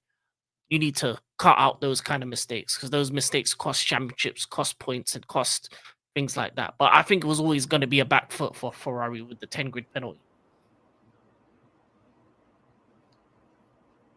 Yeah, the 10 grid penalty has proven to be very, very costly because obviously he had no options, but he had to change his batteries. So and that's going to cost you a grid penalty, and it's been proven in many races that the FIA ain't going to go easy on you. They're not going to go easy. If you have to make changes to a race, you have to make changes to your car in a race like this. They're not going to go easy. And FIA in the past have proven it. And clearly you've seen that Ferrari have, I think, made a massive mistake by doing that this week, especially when you're going for the Constructors' Championship. I think it's the wrong time to do it. Where I think they could have done it was maybe 2, 3, 4 races ago, maybe, who knows? One of those races. But this is where I think it proves to be really costly. It's going to be very costly. Even though I still think Charles Leclerc can get into the top 10 and get onto the points, I don't think it's enough. My only hope is Carlos Sainz now this week, because Carlos Sainz can win the race. He can. He's got third. There's still a chance, but with the McLarens getting 1 and 2, I reckon it's obvious that I think the championship is wrapped up. I think it's completely wrapped up. It was wrapped up since last week, to be honest with you. Mm-hmm. I think Ferrari made a massive mistake, but yeah, here's what it is. I mean, next season we move on to Lewis Hamilton joining the team. Just gotta see it out now and see what we do. Augustia, continue off of what I said and what King said, bro. I'm sure we'll delve deeper into Lewis Hamilton tomorrow because this is a quali preview. And unfortunately for Hamilton, he had the epitome of bad luck tonight. He was last out on his out lap, so he had no time to even put in an effective lap. And then he was unfortunately hit by a bollard, which screwed up his Sector 3 time, and he had no chance of making it out of Q1. So that's a shame. But and just to add on to what King said, and we've spoken about Hamilton in great deal of depth throughout these shows, I've made the point very clear. When the stakes are high, when there are motives and incentives, there is no better driver in motorsport history than Lewis Hamilton. This season, he's been fighting for absolutely nothing. And when the car is not at it, and when he's already checked out, he's not going to be a Mercedes driver. He's not allowed to participate in team meetings for the future. And for the last 3 years, if people have noticed, Lewis Hamilton has basically been used as a guinea pig to an extent. And I'm not completely isolating blame away from him. He has had some very bad performances, no doubt about that. But for the most part, he has been given the setups, the experimental setups. And to think that over these last 3 years, after the Mercedes era of domination, heading into the new era of Formula One regulations, George Russell and Lewis Hamilton are tied on points. That's astonishing. Just because, again, George Russell has been prioritized by the team. That's objectively a fact. We all know that. Lewis Hamilton is heading out. Yet they are deadlocked at points. Just shows you how good of a driver Lewis is. So going into next season, you look at Ferrari. King, you make the great point here. Charles Leclerc, and you've been saying it throughout many of the shows that we've done together. Charles Leclerc, for as much as the raw talent that he truly possesses, he is flawed push comes to shove. We have seen it many, many a times. He is error prone and he doesn't take command of the situation, especially in a strategy dispute, right? When it's between him and his engineers, you see the difference between him and Carlos Sainz is Sainz takes initiative and Carlos Sainz and Charles Leclerc stays submissive. However, if mentality is your issue, your solution is arguably the greatest one that you're going to get. It's Lewis Hamilton. So, I think, again, when motives and incentives are there and you're fully backing Lewis Hamilton, it bodes very well for Ferrari next season. And when it comes to this season, look, it's a Hail Mary. McLaren 1 and 2. By far the quickest constructor this weekend, and it's not even close. Sure, Mercedes throughout FP1, FP2, FP3, particularly Lewis Hamilton, seemed and deemed very competitive, but obviously the incident, so out of the equation completely for the win, basically. But for Ferrari, Charles Leclerc, tomorrow, look, you still are mathematically in the fight, so you can't give up. And what I will say is I do really, really appreciate Charles Leclerc's post-quali interview with Sky and Craig Slater, where Charles Leclerc did say that, look, until it's mathematically impossible, I'm still going to give it my all. And to Charles, if by the odd chance that tonight before bed you've turned on AN Sport and is like, hey, let's see what these three brilliant minds say about me, be aggressive tomorrow. And last weekend, King and I, and you, Ekman, we mentioned the point that in order to maximize points in Qatar, you had to subvert the status quo. You didn't do that, man. You didn't do that. This weekend, you're really going to have to do that, okay? Yes, so what if your tires degrade? But go all in. You don't want to have an orthodox race where let's just follow the status quo. Let's just get a good haul of points. No, go for the win. Go for the 1 and 2. As crazy as it sounds, Charles Leclerc did mention that that's the objective. Sainz can do it. Yes, of course he's behind, but compared to Leclerc, he has better track position, and there's no reason why he can't go full out guns blazing. So really, just throw out all the conventional playbook, throw it out the window, and put all your eggs in the basket tomorrow night, because there is nothing to lose. And if you do lose, I'm going to make the point again, it's a silver lining, because next season you get to develop the car, you get more hours to develop the car than your main constructor, your main rival McLaren. And as a driver pairing, I don't know about you, but if I had equal machinery, I would undoubtedly, any day of the week, I would pick Lewis Hamilton and Charles Leclerc over Oscar Piastri and Lando Norris. So yeah, for Ferrari, of course, it's bittersweet. But put all the eggs in the basket.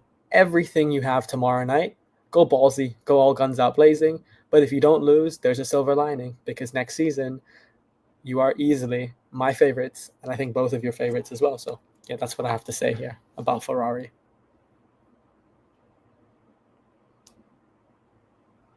Let's talk about Lewis Hamilton's Mercedes, because that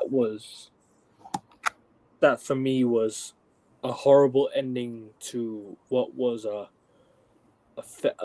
complete fairy tale with, a fairy tale chapter with an exceptional car, an exceptional team. I think with Mercedes, with the way Lewis Hamilton took them from nowhere to literally 8 times champions or 7 times champions or whatever it is. Yeah. Lewis Hamilton is going to be is obviously the greatest driver Mercedes has ever seen, and the way it had to end, the way it ended, the way the guy sounded on the interview, he took the blame for himself. And fair enough, you hold yourself accountable for that. But you should have done better with Lewis Hamilton, because he's your greatest driver. And it should not have to end this way. It shouldn't have to end this way, man. I think it should have ended in much better terms. Not in the terms of they fell out, but in the terms of better grid position. Like, because Lewis Hamilton this year, before leaving to Ferrari, Oh, I think I hear something in the background. I don't think it's from me. But before leaving to Ferrari, has won his first 2 or 3 races after 2 years, or 3 years, excuse me. After 3 years, he won a race right before he left, and on the final race ever for Mercedes. Come on, guys, come on now. It should not have to end this way for Lewis Hamilton. I guess I'll go to you first because you're the biggest Lewis Hamilton fanatic right here. I'll start with you. Yeah, I think again, tomorrow is when we properly discuss Lewis Hamilton's legacy at Mercedes, and to keep it short here. Again, 246 race starts, Lewis Hamilton and Mercedes. That's the most between a driver and constructor pairing. Over 80 wins, over 70 poles, over 3,500 points. All the records for a driver and a constructor pairing lie with Lewis Hamilton and Mercedes. What happened today? Sure, Lewis Hamilton took accountability. I don't really think today you could say was really his fault at all, because the bollard, who could have forecasted that? But that could have easily been avoided if Mercedes did not bring him out last on the outlap. That's ridiculous. He had no time to react. Any driver in that position, one, there's so much traffic, and two, you're not mentally prepared to go out on a proper flying lap there. So yeah, he was fucked up. Tomorrow, Hamilton, it's your last race with Mercedes. Lewis Hamilton has been with Mercedes for 30 years.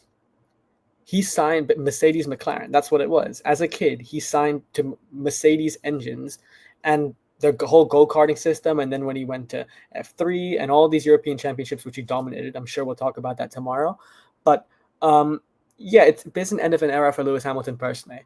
Now, if you're Hamilton, one of the phrases that have been linked to your time at Mercedes, as your engineer Peter Bonington has said, is hammer time. Hammer time tomorrow. Go out there. You got nothing to lose. Wow the crowd. There are thousands of fans that have traveled just to Abu Dhabi to see Hamilton and Mercedes one final time. Relationship that has been there for 30 years. The strongest and best relationship, winningest relationship in Formula One history and motorsport history. No doubt about that. So tomorrow, hammer time. A Las Vegas performance would be very encouraged. They do have the pace. Hamilton clearly has the pace. He would have fought for pole. He would have been up there, or at least a podium, if he was given the opportunity to reach Q3. So yeah, hammer time tomorrow. And sticking on the Lewis Hamilton side, going to George Russell. Yeah, I think this is a strange weekend, because if I'm not mistaken, I mentioned earlier on how since the Russell-Hamilton era, Hamilton's basically been the guinea pig. He's been the one with the experimental setups. But actually, if I'm not mistaken, I don't know if this is true. In the comments, anyone can correct me, or you two can correct me if you want to here. Actually, Hamilton had more say on the setup this week, on his own setup. So for the first time, Hamilton really had autonomy over his setup since the summer break. And he was the quicker car. I'm not saying that means anything. I'm not implying anything necessarily. You can work out, read between the lines. But Russell was clearly second best this weekend. He himself said that in his post-race interview. So a post-quali interview. So for Russell, I don't really expect him to make much headway. Sure, he was very dominant in Vegas and Qatar. Very impressive. Back-to-back poles. But tomorrow, I think it'll be a quiet race for Mercedes. And yeah, Red Bull as well. I don't really know where the pace has gone. Max said after the quali that he can't wait to put the RB20 in a museum and not ever drive it again. So Mercedes and Red Bull seem to be a non-factor, which goes back to the point of Ferrari and McLaren. Dude, Charles Leclerc, run through the grid. Be aggressive. You can do it here. You are quicker than almost every other car. So, yeah, there's no reason why Ferrari can't pressure and push McLaren tonight.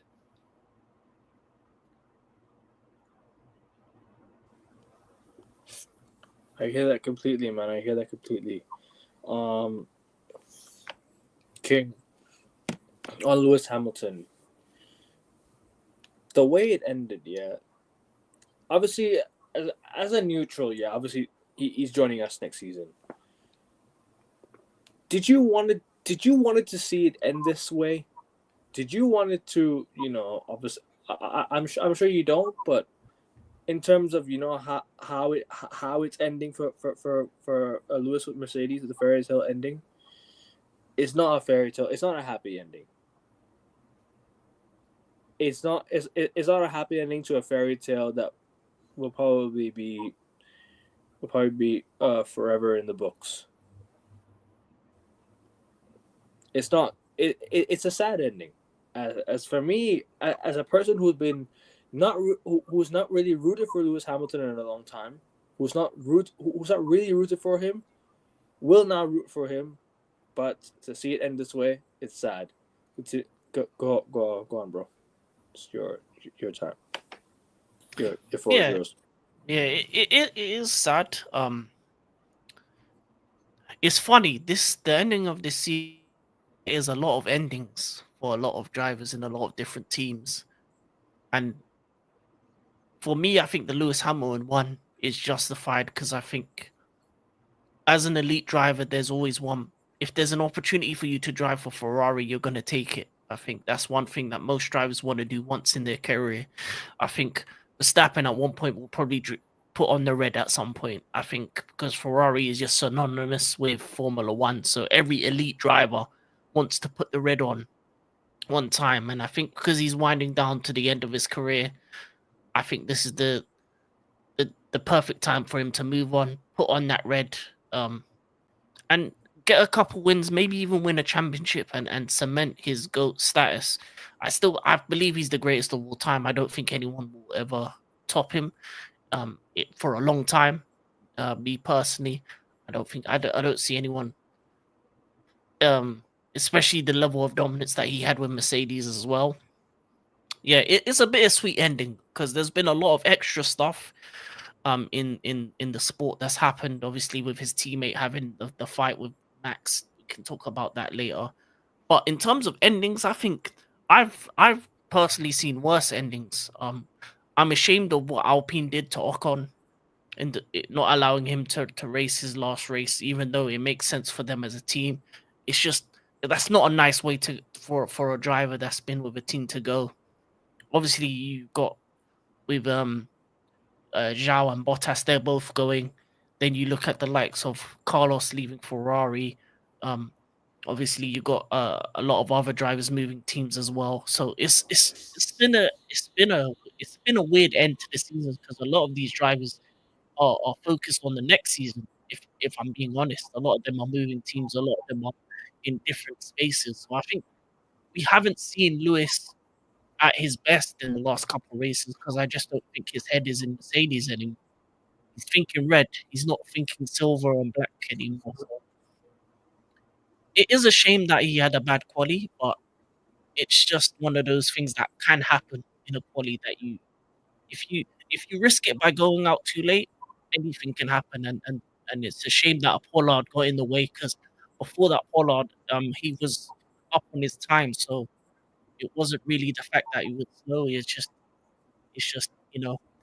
with these cars, any little thing that touches it, they're so kind of finicky. They're so very slight. They're so very fragile that that one Pollard stopped him from getting past Q1.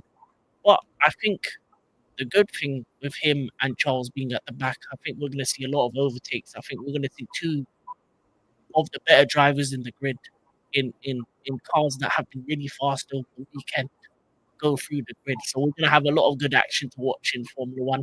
I can't wait to see the starts. Can't wait to see them both, power through past maybe 3, 4 men in the first lap. And I want to see Lewis at his aggressive best because I think in his mind, he wants to be ahead of George by the end of the race. And I think how Lewis is, I think he can do it. I think he can finish his career at Mercedes in the race on high, no matter what happens. And I think he has the possibility to even get a podium position if he is on that kind of mood. Because when for me, I think he is the greatest driver on that grid. Um, some people would say Max, but for me, it's still him. Um, and I think he is the final boss of Formula One right now. And I think when he wants to prove a point, he's the one man you want behind that wheel, and it's going to be a great watch. So I think the last race is going to be a spectacle. Um, we still got a lot of things to play out. Obviously, Hulkenberg got a grid penalty as well, so he's on 7th, not 4th, and there's a lot of mid-table rife as well. So it's going to be a good final race, and for me, I think look, the fact is Lewis is gonna finish his final race with Mercedes probably the way he wanted it, getting past cars and overtakes, hammer time. And I like what you said. It's gonna be hammer time, and I can't wait to see it. But yeah, it's a shame that Ocon never got to have his last race in yeah, and there's yeah, it's a shame Mercedes haven't been up there this season, but it's just been indicative of their car. They've just not been that great over as an overall package. They had a couple good races. Apart from that, they've not made the car for Lewis. And yeah, as Augustia said, he's been Mr. Experiment, man. So it'll be great to see him in Ferrari experimenting with our car, because we have an elite car already, and if he's the guy that behind that wheel, he'll add the finishing touches to make our elite car the best in the business. So I can't wait. McLaren's to lose. McLaren's to lose this weekend. Gustia. They have one hand and four fingers on the constructors' title. I would be amazed if miraculously Charles Leclerc took one hand away and Carlos Sainz took the other. Yeah, I mean, really a double DNF. That has to be it, right? You've got a double DNF. Here's where ruthlessness comes in, McLaren. Last time we were all critical of their ruthlessness. You know, Lando Norris competing for the championship. Why did you let Oscar finish above him in some races like Monza, for example? This time, you got to inverse the ruthlessness. Do not let Oscar and Lando fight on turn one. Don't you dare do something like that, McLaren, because that would be the epitome of foolishness. So don't let them fight. Don't let them get in an incident. Just Oscar can defend. Lando can stay in front, or whichever way. It doesn't matter. Just bring the ship home. It would be nice, of course, to finish out with a 1-2 in style. But your objective is win the constructors. And it would be a little bit humiliating if you didn't, especially considering you've had the best car for the better part of the season. So yeah, McLaren, one hand on the title, one hand and four fingers. And I think, hopefully, they do get 5 fingers, because it would be very humiliating if they didn't. Also, has Charles Leclerc bottled his second place finish? Because he was like 7 points or 8 points off of Lando Norris, and now he's got the grid penalty. He's probably bottled his second place finish now in the drivers points. King, I'll go to you next. McLaren's to lose and Charles Leclerc bottled it. To me, I think Lando Norris has been the second best driver this season. So I don't think it's a bottling thing. I just think Lando has done more in terms of races and everything this season. If anything, Lando should be further ahead of Charles, because he allowed Oscar to win, I think, a sprint race or something of that ilk. So it should be maybe even 10, 11 points difference. So for me, I think just he's been the best driver in the best car in the second half of the season. But in terms of overall season, McLaren has been overall the second best car in totality if you look at the whole season, because Red Bull were dominant in the first half, and then McLaren got that second half.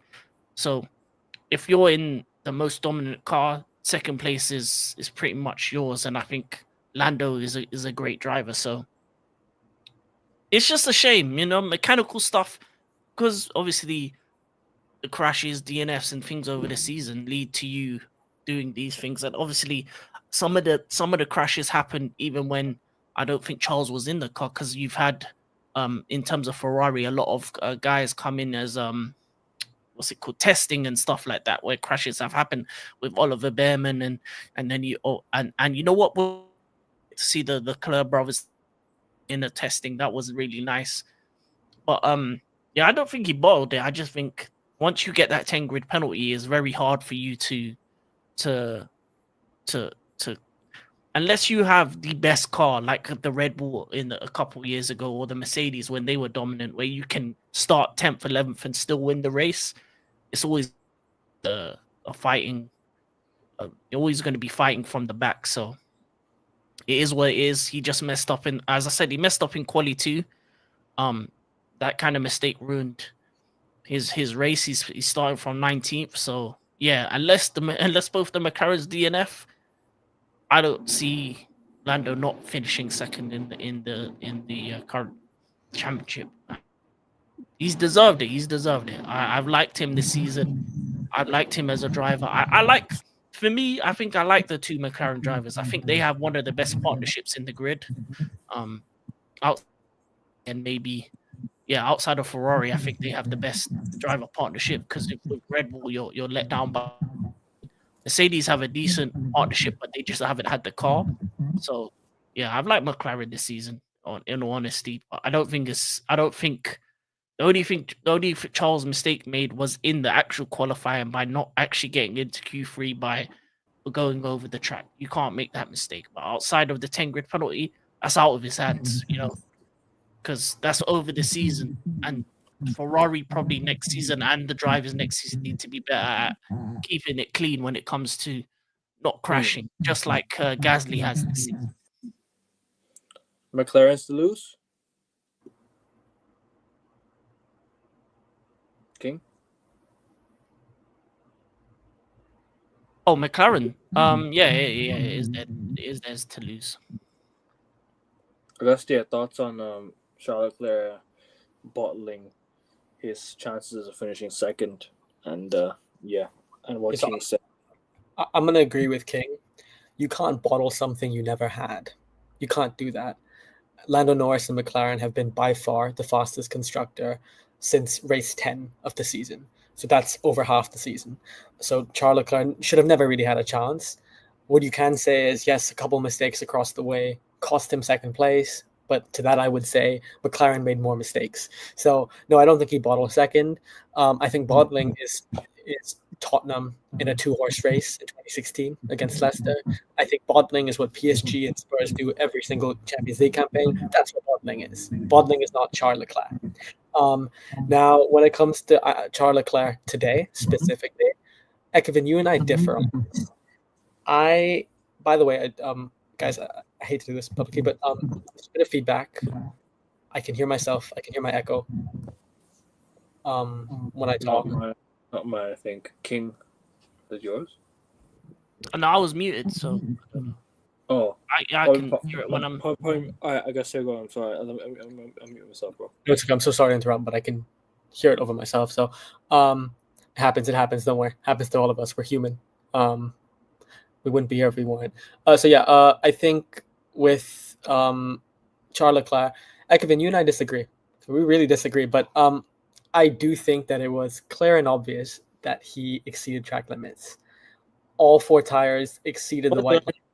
I'm not denying Charles Leclerc did it, but other cars should have been punished the same way Charles did as well. I'm just saying. I think 2 reasons. I know the other cars you're referring to is one in specific. It's a McLaren car. It's Oscar Piastri's car. I think, again, it wasn't clear and obvious that Checo Perez nor Oscar Piastri exceeded track limits. With Checo Perez, his front left stayed within track limits.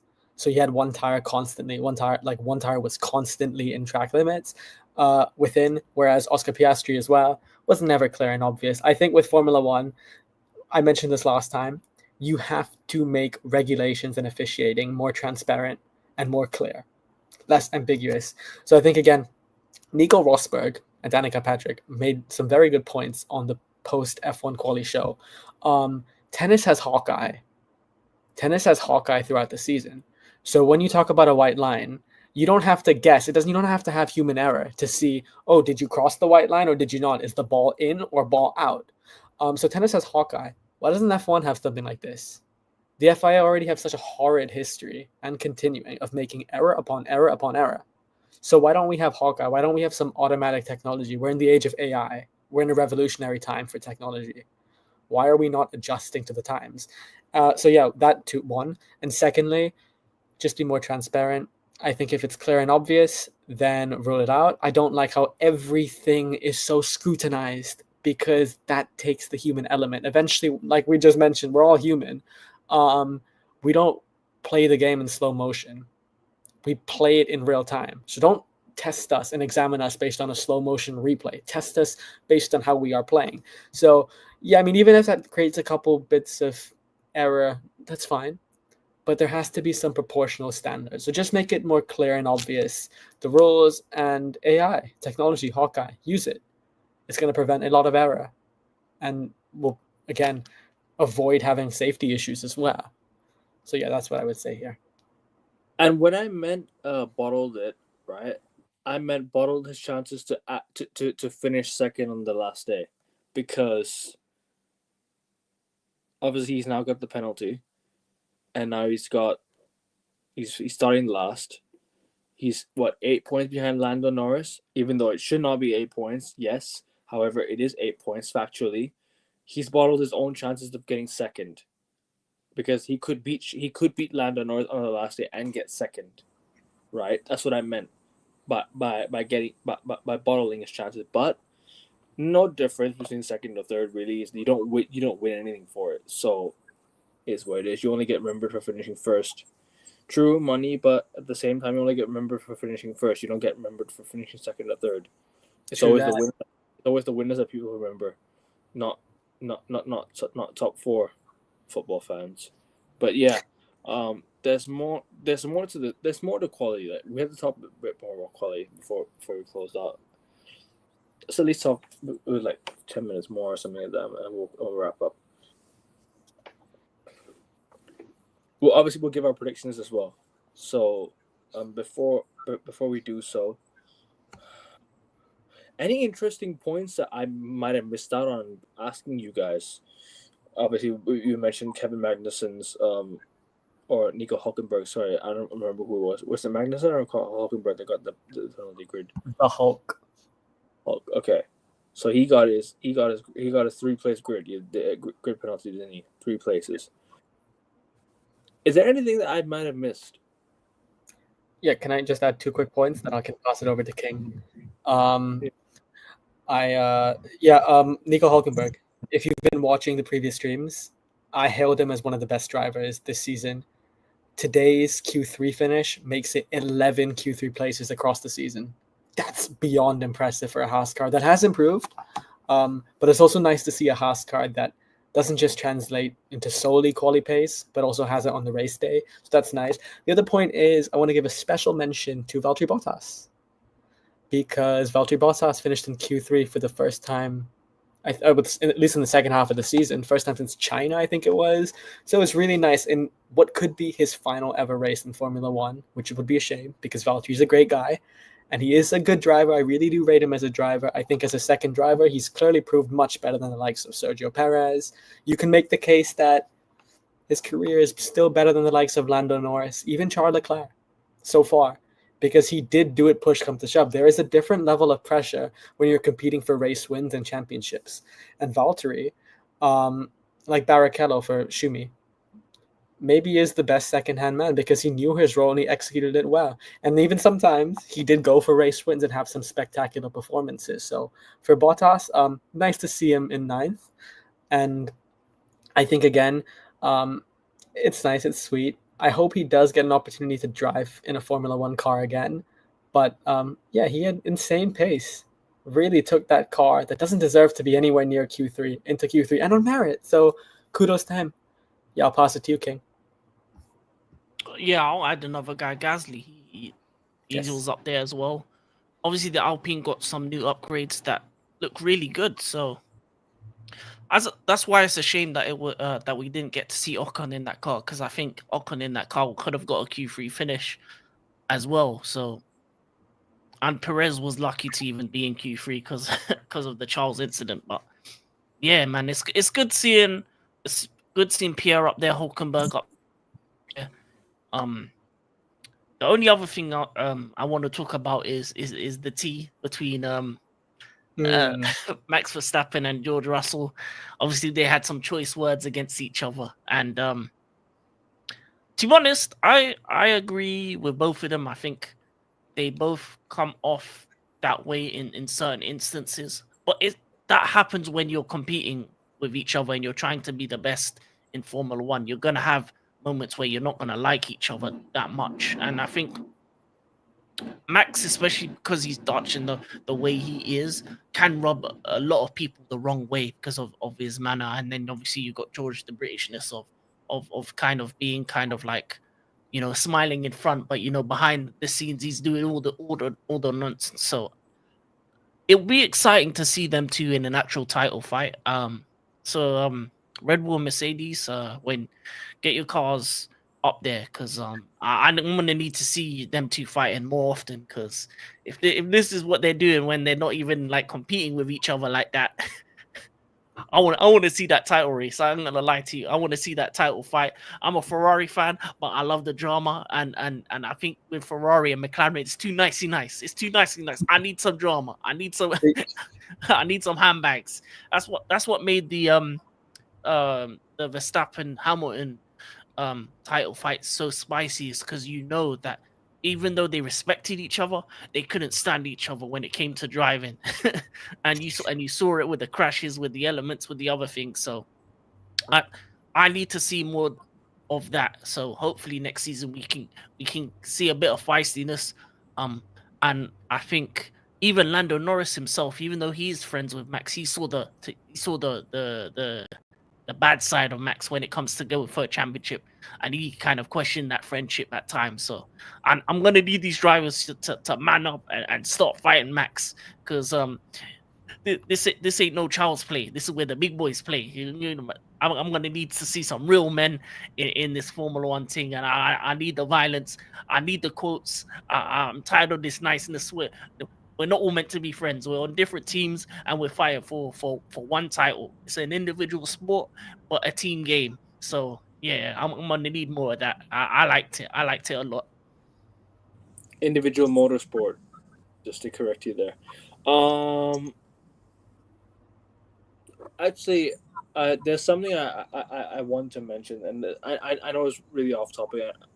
I don't mean to go off topic, but something I do have to mention. It's kind of off F1, kind of off of the what we're talking about.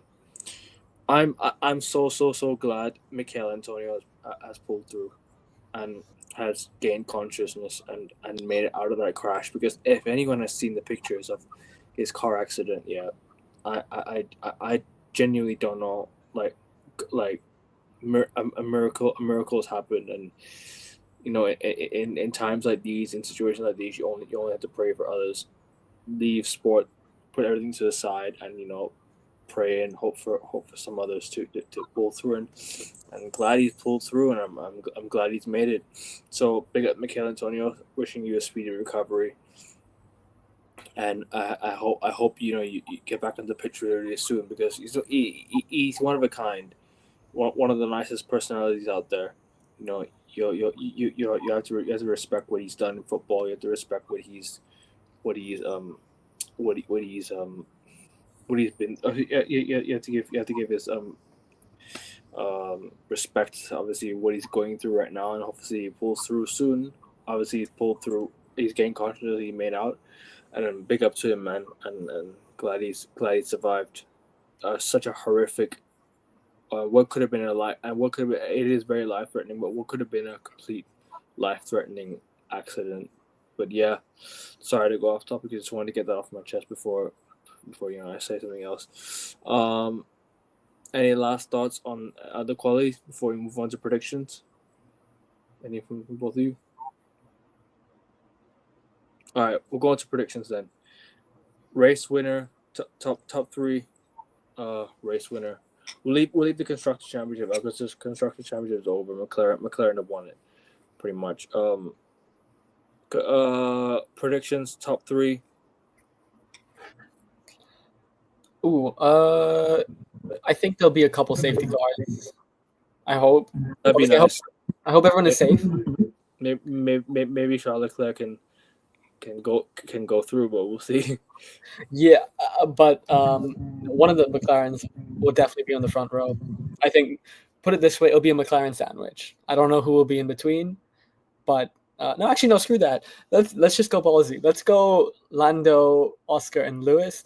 And I'm going off Lewis against my rule of thumb, completely against mine. My rule of thumb, I'm going based on sentiment. I hope Hammer Time does translate into one of his greatest podiums ever. I doubt it, but gotta be optimistic. Why not? So yeah, Lando, Oscar, Lewis. King? Yeah, I like that. I'm just my three is based on hope, nothing more. It's not really any rhyme or reason to this. It's the final race. Sainz, Hamilton, Verstappen. Sainz, Hamilton, Verstappen. That's my front three. McLaren crashings. That's what I want to see. Joe would be nice. Mechanical. Do you know Abu Dhabi is also famous for? Ferrari World.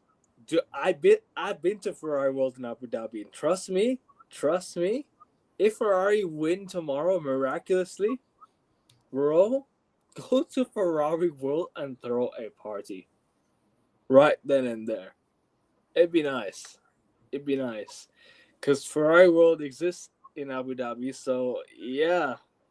So hopefully it is ours, but it's not gonna happen, unfortunately.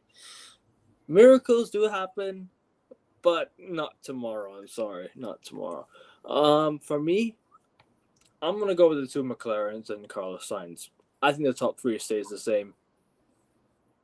I think it just stays the same. I think Carlos Sainz, for his last ever drive with Ferrari, will just pull off something. But I'm gonna go ballsy. Carlos Sainz first, and then McLaren second and third. Yeah. I think Carlos Sainz goes out on a high. Hopefully, because the last time I predicted Carlos Sainz to win the race, it did not go down well. But sentimental bias, I'm going to go with that. Lewis Hamilton, I think we'll finish in the top 10. Actually, let's go. Last time I did ask you, dark horses. Dark horse for tomorrow. I'm going to say the same two here. I'll say Lewis and Max. If you can count them as dark horses, I'll put them. And let's see, is there anybody else? No, I don't think so. I don't think Russell has pace. Checo's out of touch with the car. Nico Hulkenberg, if he didn't have George Russell. I think he's out of sync this week. And yeah, he's completely out of sync with the car. He himself has said that here. Nico Hulkenberg, if he didn't have the penalty, I would say he's a dark horse here just for a podium. But it'll be Lewis and Max. Those are my picks. King? For me, Hulkenberg and Gasly are the two dark horses because they are. That new Alpine looks quick, and the Haas has looked quick all weekend, so they can be disruptors. They can be guys that can do something different, especially if they got the race pace. So it'll be interesting to see how those two fare in the race. They'll be They'll be troublemakers for some, because even like Gasly had a valiant defense on Carlos Sainz and it showed that the car had the pace to keep a Ferrari behind. So who knows? So you're gonna go for. So you're gonna go for again for tomorrow's dark horse. Sorry. Gasly and Hulkenberg. I'm gonna go with Verstappen or George Russell for tomorrow's race. Yeah, it is what it is. Any last thoughts before we wrap it up? I mean, it's getting quite late, so we should wrap it up. I don't think it's late, Kevin. It's quite early. It's 5 a.m., so it's quite early in the morning. But I'd have kept us up and upset, so yeah. So, no. I do want to say here, I'm excited. I'm more excited that tomorrow is the last race before, I think, one of the greatest F1 seasons of all time. Next season, I cannot wait. And I'll just close out the same way I started the show here. For every team except McLaren, it's basically an NFL era because there are going to be driver changes, team changes, and someone will say, "Oh, but what about Aston Martin? They're keeping Alonso and Stroll." But hello, welcome to Aston Martin, Adrian Newey. So it's going to be a complete new shift on the grid. And as King said, Checo Perez will be replaced, most likely. I'm sure we'll talk about that tomorrow. I hope it's for Yuki Tsunoda, but reports are suggesting it will be for Liam Lawson, which makes no sense for me because Yuki has beat him on all fronts this season when they've fought, and he has more experience and tenacity. But so tomorrow will be fun. Enjoy it to the drivers that it's their final ever race. And for Lewis Hamilton, don't judge it based on the past few weekends. Just make the most and cap off your time at Mercedes with a spectacle. Hammer time. It's showtime. King, any final thoughts? Oh no, I agree with everything Gusty has said and more. And I'm just excited for the last race. Next season's gonna be a great. As I said, it's the end of Navarra, end of Ocon in Alpine, end of both the drivers in what's the stake. So bye Bottas, bye Guan Yu Zhu. A lot of young drivers coming in. Oliver Behrman, Kimi, the young guy from Mercedes. It's looking like if Liam Lawson does go to Red Bull, then Leclerc. RB are gonna get some young guy in as well. So a lot of fresh talent coming through. It's young man's game. The old drivers are getting older. We don't know how many more seasons of Alonso and Hamilton we got left, so I'm enjoying every season I get to see them drive. Cherish it while you can. And I think we're good with Fernando. I think Fernando's good. He's a rookie, so we got him for a while. Don't worry. And people, we're gonna be back tomorrow to review the F1 Abu Dhabi Grand Prix. And then the following day or two, we will do our F1 season review as a whole. So we'll be back for a whole entire hour stream. We'll be back for tomorrow, and Monday night NBA show. King will be back on the channel for that. We're gonna be doing an NBA Cup preview, so that's gonna get interesting. NBA Cup preview. People will be live next season. I will try and sort something out for the watch along for some F1 watch along people. So make sure you tune into that. Subscribe to the Playback and Sports on Playback. It's free to subscribe and free to subscribe here. 26 of you watching, make sure you subscribe because I'm almost at 100 subs. It's not that difficult to subscribe. Click the link and go ahead and subscribe. Like the video and show the chat some love, lads. It's been good fun. It's our last quality preview quality review and F1 preview for the season. We're gonna do our season review soon. We'll do our Abu Dhabi Grand Prix review tomorrow, just after the football ends. So after Tottenham Chelsea, I think we'll be back for that. I think we'll be back for the for the race review live. So you make sure you tune in, people. And yeah, lads, what we've got coming up other than on my channel. I've got going to sleep because I've been up for over a day, and it's 5 a.m. Hopefully Lewis Hamilton tomorrow does a tonight does a masterclass. Okay. No, man, just talking Formula One, talking NBA. I'm gonna start putting some football videos on my channel. Obviously, Tottenham Chelsea tomorrow, or tomorrow in UK.